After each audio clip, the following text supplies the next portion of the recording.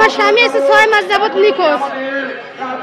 এখন আমার স্বামীর আমরা 6 মাস যাবত নিখোঁজ, তারা খুঁজে পাইতেছি না। এখন আমি এখানে আসি মানববন্ধনে, আমার স্বামীকে ফেরত চাই আমরা।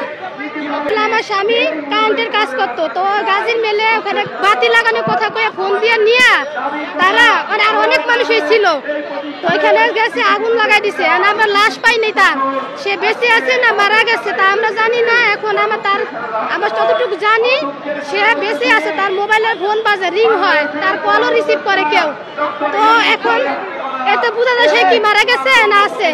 25 আগস্ট আজকে 6 মাস হয়ে গেছে গা।